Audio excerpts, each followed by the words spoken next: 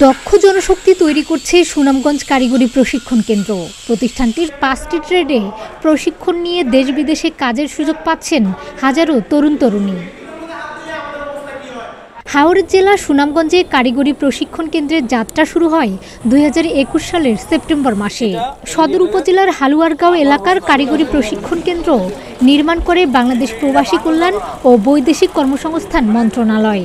এখানে driving, computer, welding, electrical সহ মোট 5টি ট্রেডে প্রশিক্ষণ দিয়ে গড়ে তোলা হচ্ছে দক্ষ জনবল। এছাড়া জাপানি ভাষা শেখার প্রশিক্ষণ ব্যবস্থাও রয়েছে এখানে।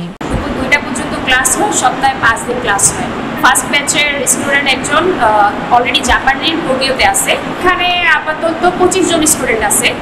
আর আমাদের সার্কুলারে আছে যে আমরা 40 জনের আমাদের আসন আছে।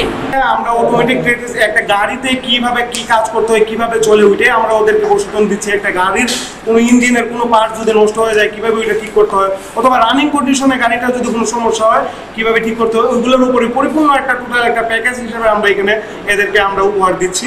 উদ্বোধনের পর থেকেই বিভিন্ন প্রশিক্ষণের মাধ্যমে স্থানীয় বেকার তরুণ তরুণীদের দক্ষ জনশক্তিতে পরিণত করছে প্রতিষ্ঠানটি।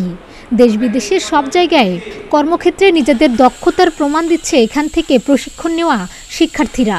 এখানে আমি ড্রাইভিং এবং অটোমেটিক মেকানিক্সের কোর্স করছি। এখানে আমাদের প্রশিক্ষকগণ অনেক ভালো আমাদের প্রশিক্ষণ করাচ্ছে। এখানে আসছি সার্কুলার দেখে, সরকারি প্রকল্পের সার্কুলার দেখে। এখানে আমরা 3 মাস মেয়াদি ড্রাইভিং অ্যান্ড অটো মেকানিক্স এর কোর্সে ভর্তি হয়েছি। এখানে স্যার এবং সবার সহযোগিতায় এখানে ভালোভাবে প্রশিক্ষণ করতে পারছি। বিনামূল্যে প্রশিক্ষণ পাওয়ায় খুশি জেলার তরুণ তরুণীরা। এখান থেকে প্রশিক্ষণ নিয়ে স্বপ্ন দেখছেন স্বাবলম্বী হওয়ার। এখানে যে পরিবেশটা আছে সেই পরিবেশ হচ্ছে শিক্ষার পরিবেশ।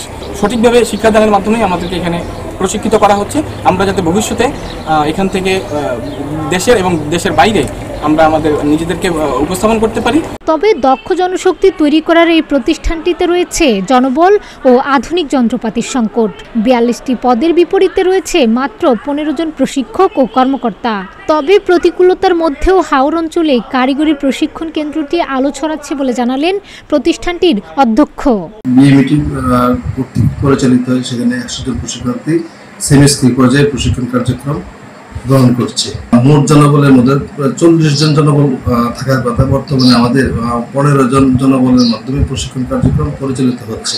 প্রশিক্ষণ কার্যক্রমকে আরো একটু গতি এবং গতিশীল করতে জনবল সংকট থেকে আমাদেরকে অতিক্রম করা দরকার।